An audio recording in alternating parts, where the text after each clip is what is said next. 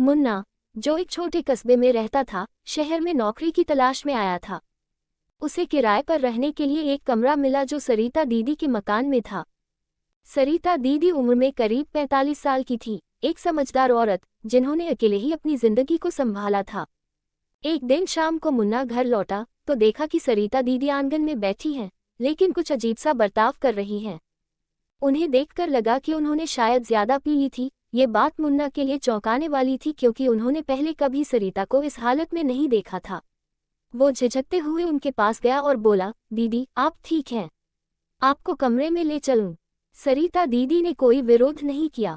मुन्ना ने उन्हें धीरे से सहारा देकर उनके कमरे तक पहुंचाया और बेड पर लिटा दिया। जैसे ही वो बाहर जाने को मुड़ा, पीछे से आवाज आई, मुन्ना दरवाजा बंद कर देना बेटा, मुझे तुमसे एक जरूरी बात करनी है। मुन्ना थोड़ा हैरान हुआ, लेकिन दरवाजा बंद कर दिया और वहीं खड़ा हो गया।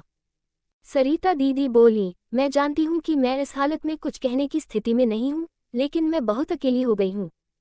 तुम्हारा घर जैसे देखभाल करना, समय पर किराया देना, ये सब देखकर दिल को तसल्ली मिलती है कि दुनिया में अब भी भरोसे लायक लोग हैं। मुन्ना मुस्कुराया और बोला, दीदी आप मेरी बड़ी बहन जैसी हैं। अगर आपको कभी कुछ चाहिए हो तो बेहिचक कहिए, मैं यही हूँ। सरिता दीदी की आंखों में आंसू थे, लेकिन इस बार वो नशे के नहीं, रिश्तों की गर्माहट के थे। मुन्ना सरिता दीदी की बात सुनकर वहीं एक कोने में बैठ गया। कमरे में हल्की पीली रोशनी जल रही थी और बाहर हल्की हल्की बारिश हो रही थी। दीदी की आंखों में जो उदासी थी वो अब धीरे धीरे शब्दों में बदलने लगी। उन्होंने बताया कि कैसे पति की मौत के बाद अकेले इस मकान को संभालना पड़ा। समाज की बातों, तानों और अकेलेपन से जूझते जूझते वो थक गई थी। मुन्ना चुपचाप सुनता रहा, न कोई टोक न सवाल, सिर्फ एक शांत सुनने वाला जो सामने बैठा था। सरिता दीदी ने कहा, मुन्ना इस शहर में बहुत से लोग आए और गए। कोई किराया नहीं देता, कोई झूठ बोलकर भाग जाता, मगर तुम जैसे लोग कम हैं जो इंसानियत से भरे हों। मुन्ना ने धीमे स्वर में कहा, दीदी मैं तो बस अपना फर्ज निभा रहा हूँ। उस रात के बाद सरिता दीदी और मुन्ना के बीच एक नया रिश्ता बन गया।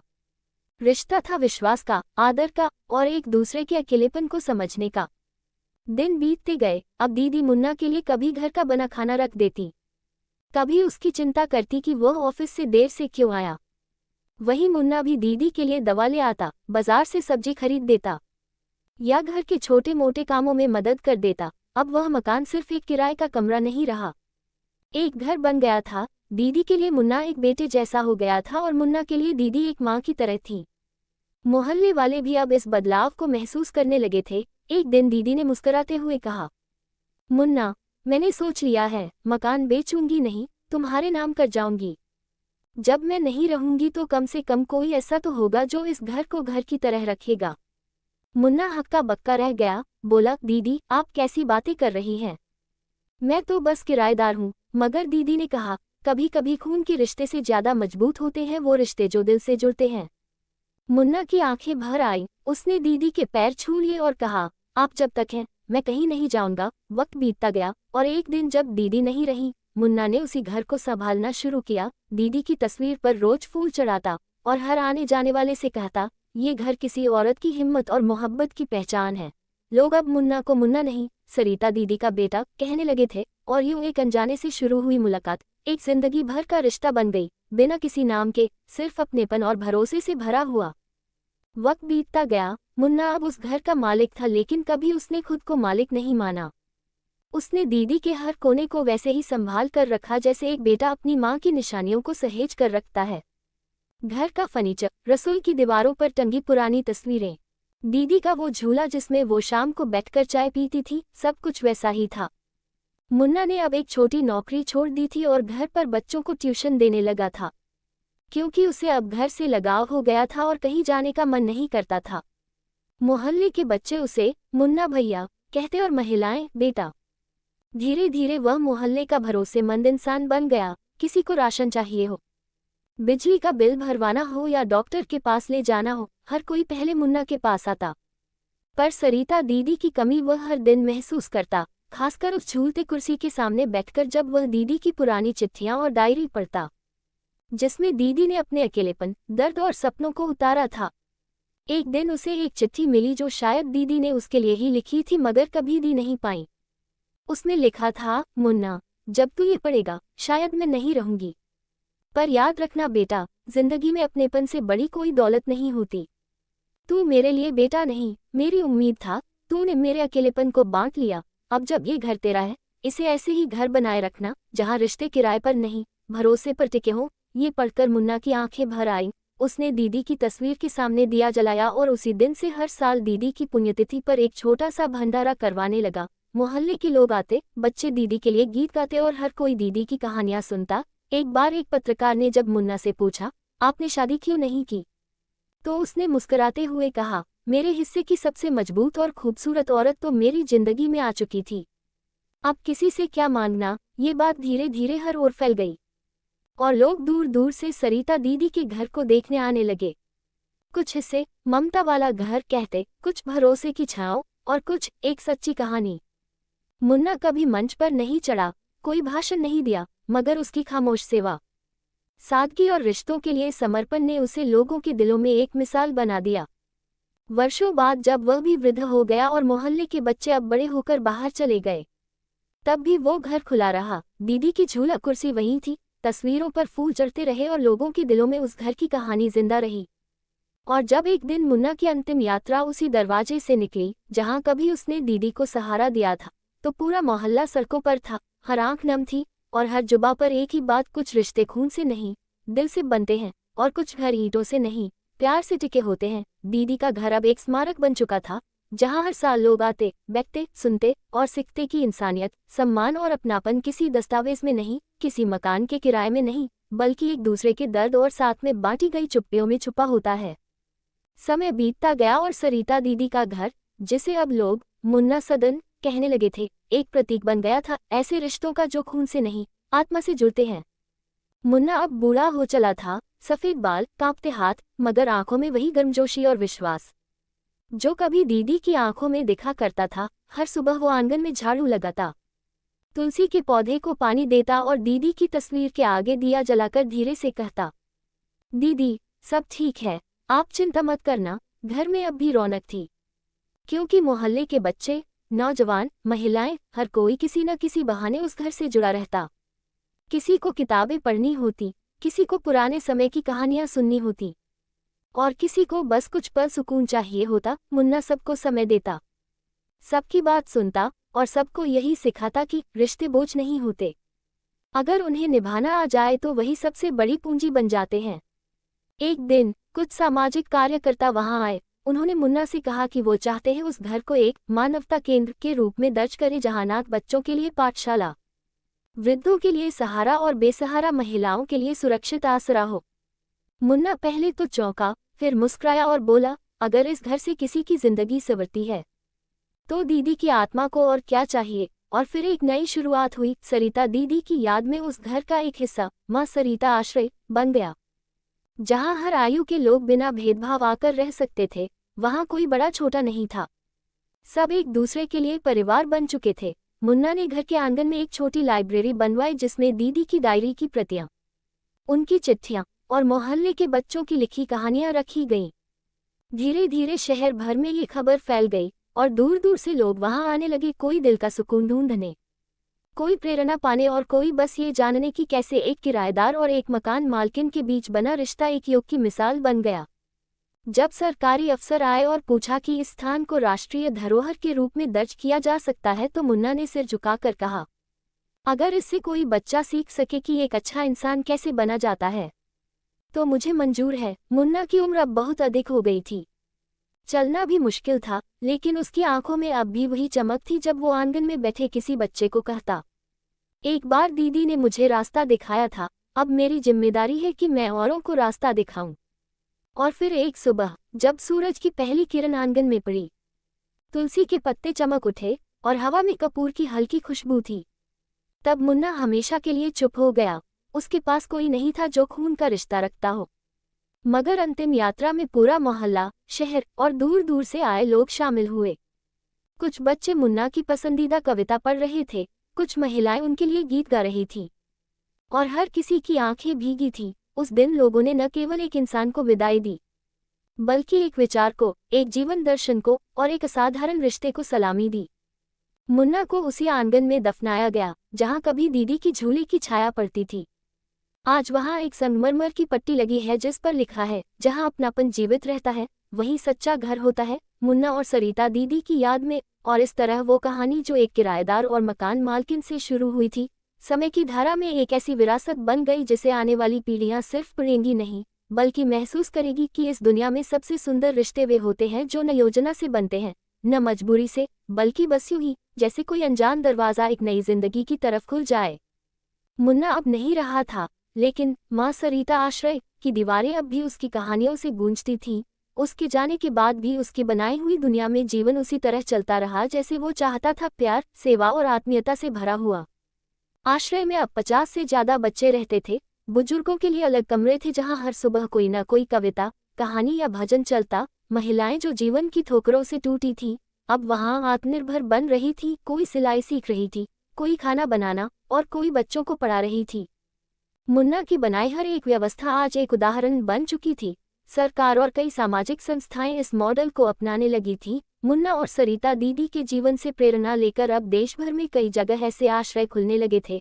हर साल उनकी पुण्यतिथि पर एक सप्ताह का समर्पण महोत्सव होता, जिसमें समाज के अलग अलग वर्गों के लोग आकर सेवा करते, बच्चे नाटक करते, महिलाएं अपने अनुभव साझा करती और बुजुर्ग अपने जीवन के वो किस्से सुनाते जिनमें अक्सर एक नाम जरूर होता, मुन्ना, और कभी कभी सरिता दीदी का भी। एक युवा लड़की नीलू, जो अनाथ थी और आश्रय में पली बढ़ी, अब वकील बन चुकी थी और उसने ठान लिया था कि मुन्ना और दीदी की कहानी पर एक किताब लिखेगी। वो रोज शाम को बैठती, पुराने दस्तावेज, चिट्ठियां, मुन्ना के हाथ से लिखे नोट्स और लोगों की यादें एकत्र करती। और एक दिन उसने किताब पूरी की, नाम रखा एक अनकहा रिश्ता। ये किताब जब छपी तो न सिर्फ राष्ट्रीय स्तर पर चर्चा में आई बल्कि विदेशों तक पहुंची। मानवता के विद्यार्थियों, समाजशास्त्र के विद्वानों और मनोविज्ञान के छात्रों ने इस कहानी को एक अध्ययन की तरह अपनाया। इस किताब ने उन सभी को जवाब दिया जो सोचते थे कि बिना खून के रिश्ते में अपनापन नहीं हो सकता। नीलू को इस किताब के लिए कई पुरस्कार भी मिले, मगर उसने हर मंच पर सिर्फ यही कहा, ये किताब मेरी नहीं, उस इंसान की है जो बिना किसी पहचान के, बिना किसी लालच के, दूसरों के लिए जी गया। उसी साल जब आश्रय की स्थापना को 50 वर्ष हुए, भारत सरकार ने मुन्ना सरिता राष्ट्रीय सद्भावना सम्मान की घोषणा की, जो हर साल ऐसे व्यक्ति या संस्था को दिया जाता जो समाज में चुपचाप निस्वार्थ सेवा करते हो। पहला पुरस्कार उसी गांव की एक महिला को मिला जिसने विधवा होने के बाद अपने घर को गांव की महिलाओं के लिए शरणस्थली बना दिया था। और जब वह मंच पर आए तो बोली, मैंने ये सब मुन्ना जी की किताब पढ़कर सीखा है। समय गुजरता गया। एक दिन आश्रय के प्रांगण में एक वृक्षारोपण कार्यक्रम हुआ। बच्चों ने मिलकर एक पीपल का पेड़ लगाया और नाम दिया सरिता वृक्ष। उसी के पास एक नीम का पेड़ था जिसे मुन्ना ने कभी लगाया था। अब वो नीम और पीपल दोनों साथ साथ थे, जैसे उनकी आत्माएं भी अब उसी छांव में थीं। लोगों का मानना था कि जब हवा चलती है और उन पेड़ों की पत्तियां आपस में टकराती हैं, तो वो आवाज नहीं बल्कि एक बातचीत होती है, सरिता दीदी और मुन्ना के बीच, जो आज भी वहीं बैठे लोगों को देख रहे होते हैं, उनकी सेवा से खुश होते हैं और दुनिया को यही संदेश दे रहे होते हैं कि अगर दिल साफ हो तो किसी को माँ कहने के लिए खून का रिश्ता नहीं चाहिए और किसी को बेटा समझने के लिए गोद में खिलाना जरूरी नहीं, बस एक बार किसी का हाथ थाम लेना ही काफी है पूरी जिंदगी के लिए। और इस तरह एक किराएदार और मकान मालकिन की कहानी सिर्फ एक मकान की नहीं रही, वो अब एक आंदोलन बन चुकी थी, अपनेपन का आंदोलन, जो दिखाता है कि इस दुनिया को बदलने के लिए बड़ी ताकत नहीं, बस एक सच्चा रिश्ता चाहिए जो बिना शर्त निभाया जाए। और यही रिश्ता अब हर दिल में बीज की तरह बोया जाने लगा था, हर उस इंसान के भीतर जो किसी को बिना वजह अपना कह सके। समय के साथ माँ सरिता आश्रय न केवल एक सामाजिक संस्थान रहा बल्कि एक जीवन प्रेरणा बन चुका था। एक ऐसी जगह जहाँ हर दीवार पर करुणा की कहानियां दर्ज थीं, हर कोना एक नई शुरुआत की गवाही देता था और हर चेहरा इस बात का प्रतीक था कि जिंदगी चाहे कितनी भी कठिन क्यों न हो, अगर साथ में अपनापन हो तो हर टूटे हुए दिल को जोड़ा जा सकता है। आश्रय अब इंटरनेशनल लेवल पर चर्चित हो चुका था। संयुक्त राष्ट्र के प्रतिनिधि वहां आए, डॉक्यूमेंट्री बनी, स्कूलों और विश्वविद्यालयों के पाठ्यक्रम में मुन्ना और सरिता दीदी की कहानी को मानवीय संबंधों की मिसाल के तौर पर पढ़ाया जाने लगा। दूर दूर से शोधार्थी, फिल्म निर्माता, लेखक और समाजसेवी वहां आते और उस जगह से ऊर्जा लेकर लौटते। नीलू अब सिर्फ एक वकील नहीं रही, वह एक अंतर्राष्ट्रीय सामाजिक कार्यकर्ता बन चुकी थी और उसने आश्रय की तर्ज पर अफ्रीका, नेपाल, बांग्लादेश और भारत के अन्य पिछड़े क्षेत्रों में 17 केंद्र खोल दिए थे। उसका हर भाषण मुन्ना और दीदी की कहानी से शुरू होता और अगर हम एक इंसान को भी सहारा दे सकें तो वही सच्ची क्रांति है, पर खत्म होता एक दिन जब नीलू ने वापस मुन्ना सदन लौटने की सोची। तो वहां का दृश्य बदला हुआ था, लेकिन भावनाएं वैसी ही थीं। दीवारें रंगी थीं, परिसर में फूलों की क्यारियां थीं, बच्चों के लिए डिजिटल लाइब्रेरी बन चुकी थी, बुजुर्गों के लिए योगशाला और ध्यान कक्ष था। लेकिन सबसे खास बात यह थी कि एक अलग भवन बन चुका था जिसका नाम था संवेदना संग्रहालय। इस संग्रहालय में मुन्ना और सरिता दीदी की जीवन यात्रा को तस्वीरों, पत्रों, कपड़ों, झूले की कुर्सी, उनके द्वारा हाथ से लिखी कविताओं और मोहल्ले वालों की यादों के जरिए संरक्षित किया गया था। संग्रहालय में एक इंटरैक्टिव दीवार भी थी जहां कोई भी आगंतुक अपनी कहानी, दर्द या उम्मीद को लिख सकता था और उसे दूसरे पढ़ सकते थे। नीलू ने जब वहां दीवार पर हाथ रखा तो उसकी उंगलियां एक पुराने शब्द से टकराईं, बेटा, दरवाजा बंद करके मेरे पास आओ, मुझे तुमसे एक जरूरी बात करनी है। उसे ऐसा लगा मानो समय उसी क्षण थम गया हो। आंखों से आंसू बहने लगे लेकिन चेहरे पर मुस्कान थी। उसी दीवार पर नीलू ने लिखा, आज मैं भी दरवाजा बंद करके आई हूँ। दीदी, मुन्ना भैया, आपकी कही बातें अब दुनिया बदल रही हैं। संग्रहालय के उद्घाटन के दिन एक महिला आई, उसने अपना नाम अंजू बताया और कहा कि वह सरिता दीदी की दूर की रिश्तेदार है। उसने सरिता की जवानी की कुछ यादें, पत्र और तस्वीरें संग्रहालय को दान दी। पहली बार लोगों को पता चला कि दीदी कविताएं भी लिखती थी और एक समय में नाटक करती थी।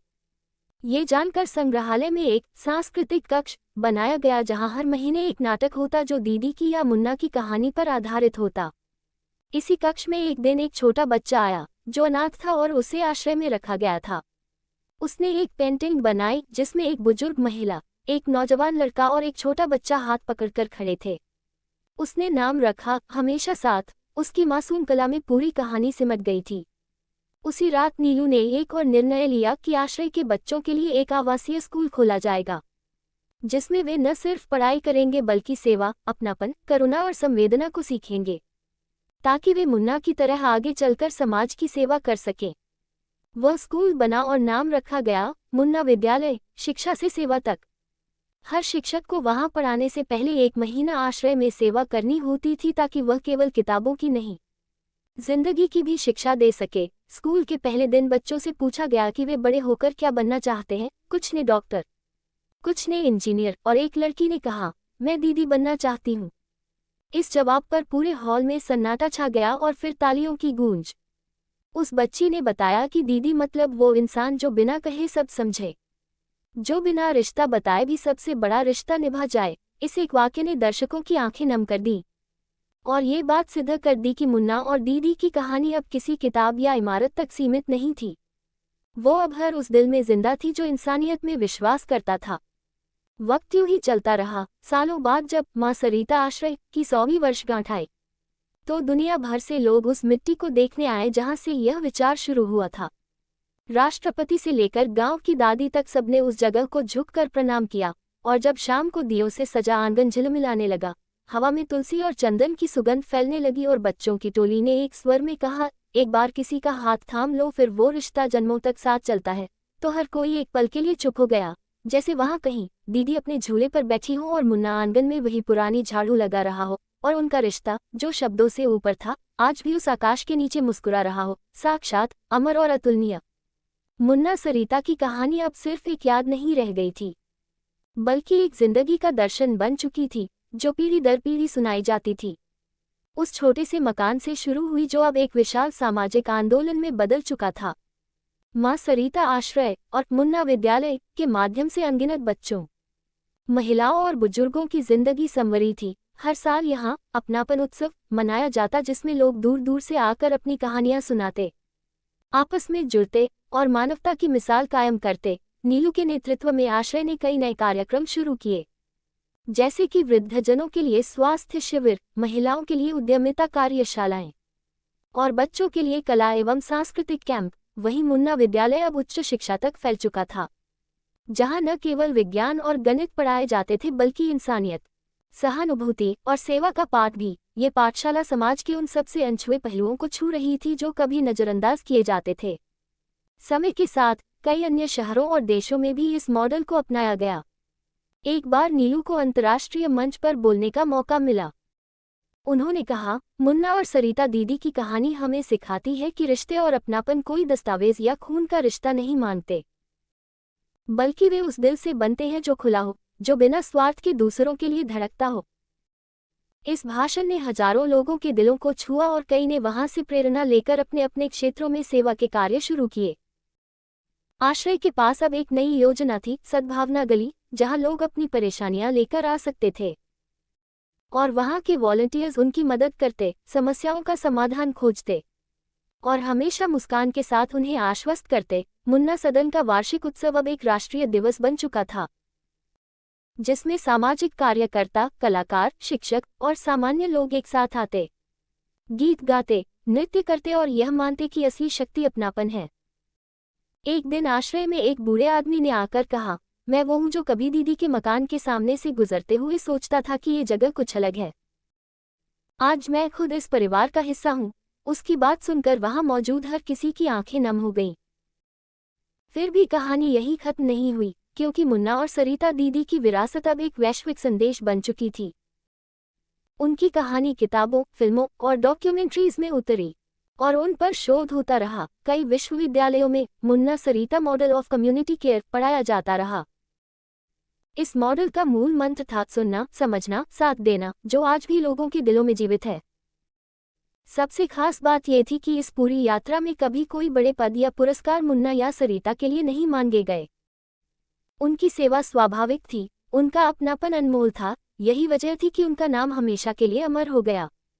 और जैसे जैसे दुनिया बदलती गई, लोग भूल जाते कि तकनीक, पैसा या सत्ता ही सबसे बड़ी ताकत है। इस कहानी ने हर बार याद दिलाया कि सबसे बड़ी ताकत तो इंसानियत, सच्चा प्यार और बिना स्वार्थ के एक दूसरे के लिए जीना है। आज भी जब मां सरिता आश्रय के बाहर शाम की हवा चलती है, तो लगता है जैसे दीदी की हंसी और मुन्ना की ममता उस हवा के साथ हर दिल तक पहुंच रही हो, हर उस इंसान को कह रही हो जो सुनना चाहता हो, दरवाज़ा बंद करो और मेरे पास आओ। जिंदगी की असली बातें वही होती हैं जहां अपनापन होता है। और इस तरह एक किराएदार और मकान मालकिन की अनकही मगर गहरी कहानी ने न केवल एक घर बल्कि पूरे समाज को बदल दिया। एक ऐसी विरासत छोड़ी जो सदियों तक जीवित रहेगी, और यही है सच्ची मानवता की मिसाल। मुन्ना और सरिता दीदी की कहानी समय के साथ एक मिथक बन गई, जो हर उस इंसान के लिए प्रेरणा थी जो जीवन में अपनापन, दया और निस्वार्थ सेवा की तलाश करता था। वर्षों बाद भी मां सरिता आश्रय का वह छोटा सा मकान न केवल एक सामाजिक संस्थान था बल्कि एक भावनात्मक केंद्र बन चुका था, जहां लोग अपनी खुशियां, दुख, सपने और उम्मीदें बांटते थे। मुन्ना के जाने के बाद भी नीलू और आश्रय के बाकी सदस्यों ने उनका दिखाया मार्ग जारी रखा। उन्होंने नए नए सामाजिक प्रोजेक्ट शुरू किए, जैसे कि शिक्षा, स्वास्थ्य, रोजगार और मानसिक स्वास्थ्य के क्षेत्र में कार्य। आश्रय ने महिलाओं के लिए कारीगरी और स्वरोजगार के कई प्रशिक्षण केंद्र खोले, जिससे कई महिलाएं आत्मनिर्भर बनी और अपने परिवारों का सम्मान बढ़ाया। बुजुर्गों के लिए भी यहाँ दिनचर्या और मनोरंजन के आयोजन होते, जिससे वे अकेलापन महसूस न करें। बच्चों के लिए खेल और सांस्कृतिक कार्यक्रम नियमित होते। मुन्ना विद्यालय अब एक प्रतिष्ठित संस्था बन चुका था, जहां शिक्षा के साथ साथ मानवता और नैतिक मूल्यों की भी पढ़ाई होती थी। यहाँ से निकले छात्र समाज में बदलाव लाने की ताकत रखते थे। नीलू की अगुवाई में आश्रय ने अंतर्राष्ट्रीय स्तर पर भी अपनी पहचान बनाई। उन्होंने दक्षिण एशिया, अफ्रीका और दक्षिण अमेरिका के कई देशों में ऐसे केंद्र स्थापित किए जो मुन्ना और सरिता के आदर्शों पर काम करते थे। एक बार नीलू को संयुक्त राष्ट्र के मंच पर बोलने का अवसर मिला, जहां उन्होंने कहा, मुन्ना और सरिता दीदी ने जो अपनापन दिखाया वह सिर्फ व्यक्तिगत नहीं था, बल्कि एक सामाजिक क्रांति थी जो हमें सिखाती है कि बिना स्वार्थ के सेवा और सहानुभूति से दुनिया बदली जा सकती है। उनके इस भाषण ने दुनिया भर के लोगों को प्रेरित किया और कई सामाजिक कार्यकर्ताओं ने उनके पदचिह्नों पर चलना शुरू किया। समय के साथ मां सरिता आश्रय और मुन्ना विद्यालय की स्थापना से प्रेरित होकर कई शहरों और देशों में इसी तरह के सेंटर बने, जो जरूरतमंदों के लिए आश्रय और शिक्षा का स्रोत बने। आश्रय परिसर में अब एक विशाल पुस्तकालय और संग्रहालय भी था, जिसमें मुन्ना और सरिता दीदी के जीवन से जुड़ी वस्तुएं, चित्र, पत्र और दस्तावेज संग्रहित थे। हर साल उनकी पुण्यतिथि पर अपनापन दिवस मनाया जाता, जहां समाज के विभिन्न वर्गों के लोग एकत्र होकर सेवा कार्य करते। न केवल भारत बल्कि विदेशों से भी लोग इस कार्यक्रम में शामिल होते। इस तरह उनका जीवन और कार्य एक अमर धरोहर बन गया जो सदियों तक मानवता के आदर्शों को प्रेरित करता रहेगा। कहानी अब उस छोटे से मकान की नहीं थी, बल्कि उस भावना की थी जो मुन्ना और सरिता ने जी और सिखाई थी। दैट अपनापन कोई जन्मजात नहीं होता, बल्कि वह उस दिल की देन है जो दूसरों के लिए खुलता है। और इसी संदेश के साथ यह कथा आज भी हर दिल में गूंजती है। दरवाजा बंद करो, मेरे पास आओ, क्योंकि जिंदगी की असली बातें वही होती हैं जहां सच्चा अपनापन होता है।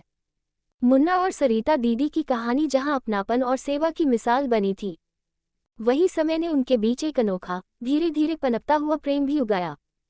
जब वे दोनों साथ रहते थे तो अक्सर शाम के उस सुकून भरे वक्त में मुन्ना दीदी के पास आकर कहता, दीदी, तुम्हारे साथ बिताया हर पल मेरे लिए एक कविता है। और सरिता मुस्कुराकर कहती, मुन्ना, ये जीवन अगर तुम्हारे साथ हो तो हर कठिनाई भी मीठी लगती है। उनके बीच शब्दों की बजाय नजरों का संवाद था। एक दूसरे की खुशी में खुश होना, एक दूसरे के लिए जीना उनकी पहचान बन गया था। एक दिन जब सरिता दीदी अचानक बीमार पड़ गई, मुन्ना ने पूरी निष्ठा से उनकी सेवा की। हर रात उनकी आंखों में आंसू छिपाकर अपने दिल की धड़कन को सुनता रहा। उस समय उसने महसूस किया कि उसका प्यार सिर्फ अपनापन नहीं, बल्कि एक गहरी चाहत बन चुका था। और सरिता दीदी भी उसी प्यार को छुपा नहीं पाई। उन्होंने मुन्ना से धीरे से कहा, तुम मेरे लिए बस मेरा बेटा ही नहीं, बल्कि मेरा हमसफर हो। मुन्ना ने उनकी उंगलियां पकड़ते हुए कहा, दीदी, मैं भी आपसे वही चाहता हूँ, जीवन के हर पड़ाव पर आपका साथ। उनका ये प्रेम न तो दिखावे का था, न ही शोर मचाने वाला, बल्कि एक शांत, गहरा और सच्चा रिश्ता था जो हर दिन और भी मजबूत होता गया। जब उनकी उम्र बढ़ी और दोनों साथ साथ आंगन में बैठते, मुन्ना कहता, दीदी, जब भी तुम्हारे पास आता हूं तो लगता है जैसे पूरा जहां बस हमारा हो। और सरिता हंसकर जवाब देती, मुन्ना, हमारी कहानी तो बस शुरू हुई है। ये रिश्ते उम्र भर खिलते रहेंगे। इस तरह उनका प्रेम एक रहस्य की तरह था, सामाजिक बंधनों से ऊपर, समय की सीमाओं से परे और दिल की गहराइयों से जुड़ा। उनकी कहानी ने यह भी सिखाया कि सच्चा प्रेम हर रूप में हो सकता है, मातृत्व, पितृत्व, दोस्ती और उस सबसे खूबसूरत रिश्ते में जो बिना शर्त और बिना अपेक्षा के होता है। मुन्ना और सरिता दीदी की जोड़ी आज भी आश्रय के आंगन में हर शाम खिलती हुई प्रेम की एक मधुर गीत की तरह गूंजती है, जो हर दिल को ये संदेश देती है कि प्यार का असली अर्थ होता है साथ निभाना, समझना और एक दूसरे की खुशियों को अपनी खुशियों से ऊपर रखना। और इस अनोखे प्रेम ने उनकी जिंदगी को पूरी तरह से संजोया, एक ऐसा अंत जो नयारंभ की ओर ले जाता है, जहां प्रेम और अपनापन एक दूसरे के पूरक बनकर सदाबहार हो उठते हैं। निर्णय, मुन्ना और सरिता दीदी की कहानी यह सिखाती है कि सच्चा अपनापन और प्रेम किसी भी पारंपरिक रिश्ते की सीमाओं में बंधा नहीं होता। ये दिल से निभाया गया रिश्ता है जो बिना स्वार्थ और बिना शर्त के जुड़ता है। उनका जीवन हम सबके लिए प्रेरणा है कि इंसानियत और सेवा से बड़ा कोई धर्म नहीं और प्रेम के कई रूप हो सकते हैं। माता पिता जैसा स्नेह, साथी जैसा सम्मान और दोस्त जैसा भरोसा, यही मूल्य हमें एक बेहतर समाज की ओर ले जाते हैं। सारांश, कहानी एक मकान मालकिन सरिता और किराएदार मुन्ना के बीच गहरे अपनापन और निस्वार्थ सेवा के संबंध की है, जो धीरे धीरे एक सामाजिक आंदोलन में बदल जाता है। मुन्ना के समर्पण और सरिता के प्रेम ने एक आश्रय स्थापित किया जहां अनाथ, बुजुर्ग और जरूरतमंदों को नई जिंदगी मिली। उनकी कहानी ने हजारों लोगों को मानवता, करुणा और सेवा के लिए प्रेरित किया और अंततः उनका रिश्ता एक अनोखे, गहरे और सच्चे प्रेम में बदल गया, जो समाज के लिए एक अमर मिसाल बन गया। अगर आपको ये कहानी पसंद आई हो तो कृपया लाइक करें, शेयर करें, कमेंट करें और सब्सक्राइब करना न भूलें। आपका समर्थन हमारी प्रेरणा है। धन्यवाद।